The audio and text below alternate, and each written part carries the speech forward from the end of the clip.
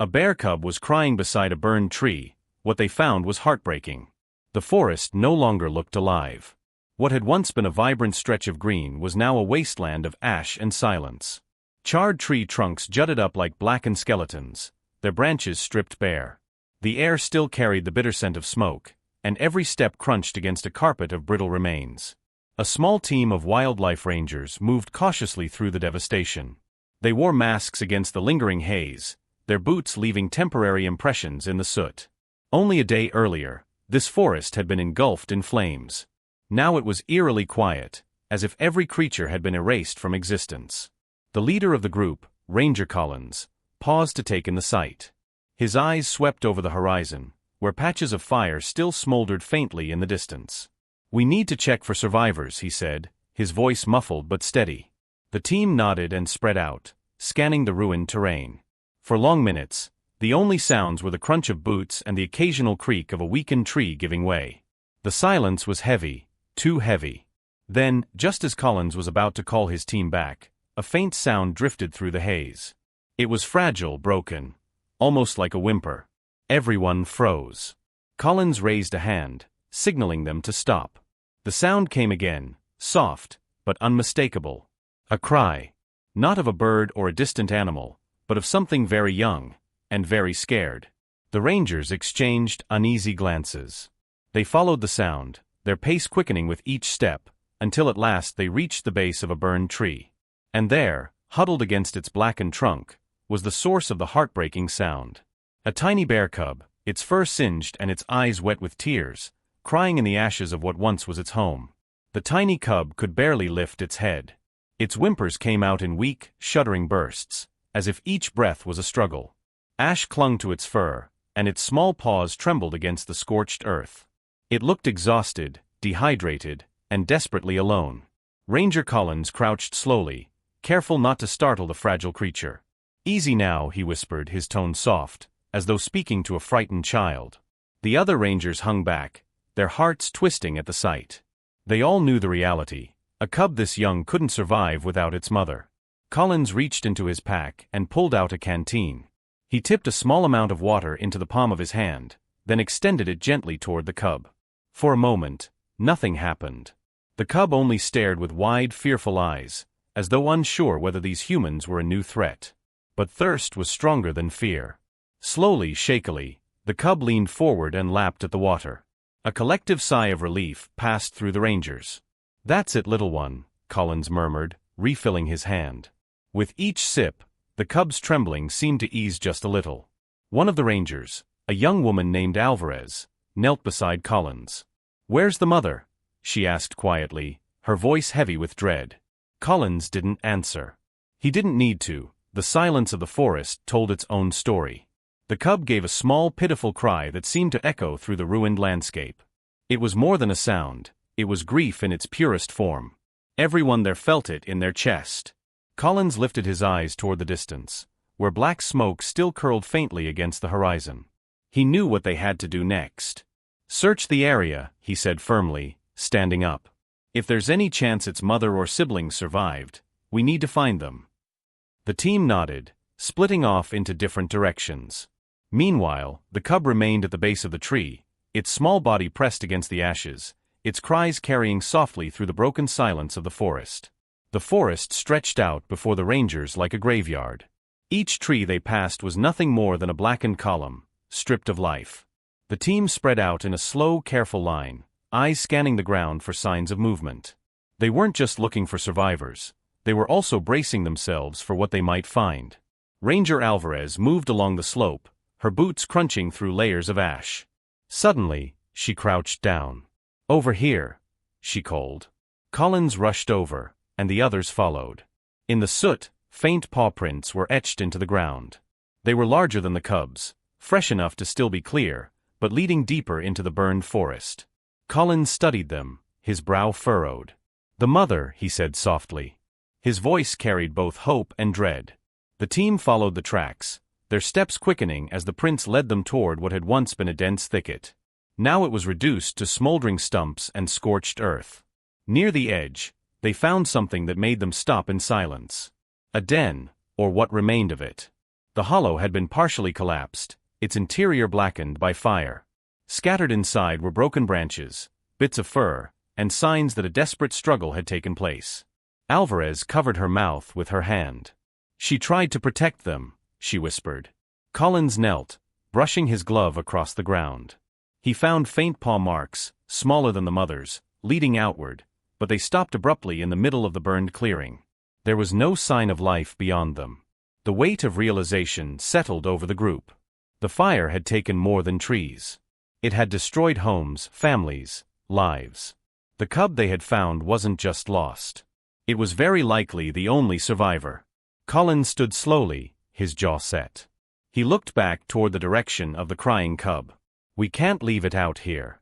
Not alone." The Rangers exchanged silent nods.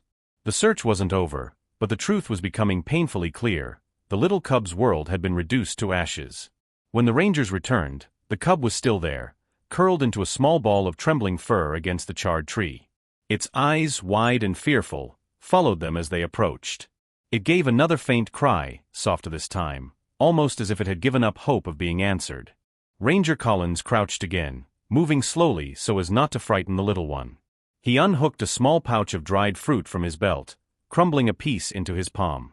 The cub hesitated, its nose twitching at the scent. Hunger waged war against fear, but eventually, with tiny hesitant steps, it inched forward.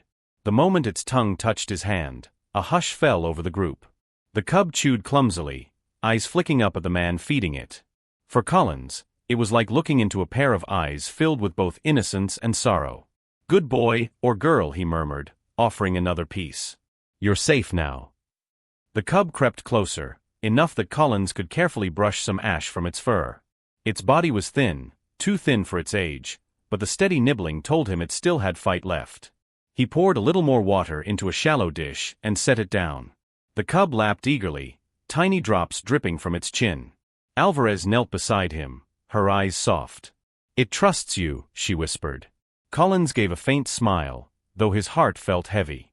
"No," he replied quietly. "It's just desperate. But maybe that's enough for now." The cub pressed against his boot after drinking, curling up beside it as though instinctively seeking comfort. Collins froze, then slowly extended his hand, resting it gently on the cub's back.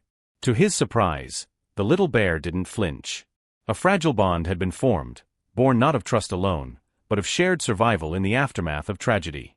The other Rangers looked on silently, each of them knowing the same truth. From this moment on, the cub's fate was in their hands.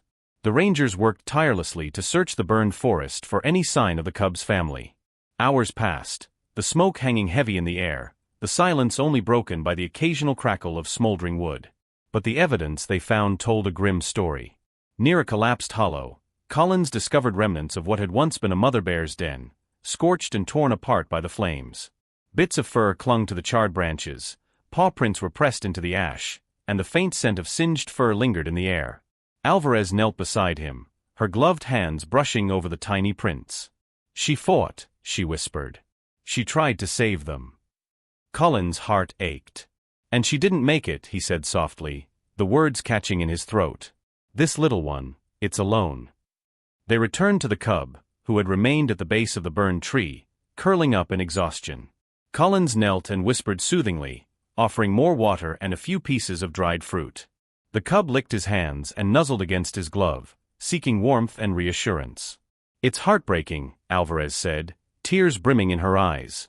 "But at least we found it before it was too late." Collins nodded, his gaze lingering on the cub's small, trembling body. The little creature had survived against impossible odds, its tiny heart still beating, still fighting. It was a miracle born of tragedy. The Rangers carefully wrapped the cub in a soft blanket, cradling it as they carried it toward the ranger vehicle. Each step was measured, ensuring the cub felt secure. As they drove away from the burned forest, the cub nestled against Collins, its fragile trust growing with every mile. Collins knew that saving the cub was only the beginning. Rehabilitation, care, and patience would be needed to heal not just its body, but its spirit. Yet as he glanced at the little bear's wide eyes, he felt something profound. Even in the aftermath of loss, hope could endure. And for that cub, hope was all it had, and it was enough to survive. Weeks passed, and the cub slowly regained strength. At the wildlife sanctuary, it was given a safe enclosure, food, and the gentle attention of caretakers who understood the delicate balance between nurturing and preserving its wild instincts. Its fur grew back, glossy and thick, and its eyes, once clouded with fear, now sparkled with curiosity. Collins visited regularly, each time marveling at the resilience of the tiny creature. He had seen countless animals, but something about this cub, the way it had clung to life despite overwhelming odds, left a mark on his heart. One morning, as sunlight filtered through the sanctuary's trees, the cub ventured toward the fence, standing on its hind legs to peer over. Its tiny nose twitched, nostrils flaring as it caught the scent of the outside world. Collins smiled. "One day soon," he whispered, "you'll explore it for yourself." The sanctuary staff introduced the cub to other young bears, carefully monitored interactions that allowed it to learn essential social skills. Playful tussles, gentle chases, and cautious explorations became part of its daily routine. The cub, once alone in the ashes of a burned forest, now thrived among others of its kind. Yet, even in its newfound joy, there remained a quiet remembrance of its mother, a shadow that shaped its cautious movements and guarded glances. Collins often thought about that first day, the charred forest, the fragile cries that had drawn them in. It was a memory etched deeply in both his heart and the cub's survival story. Months later, when the cub was strong enough to be released back into the wild, Collins stood at the edge of the sanctuary, watching as it disappeared into the dense forest. Its strides were confident, its spirit untamed. The little survivor had grown into a symbol of hope and resilience. And as the forest reclaimed its green, life returned to the burned land. Among the trees, the echo of that small cry lingered, a reminder that even in tragedy, courage and hope can endure.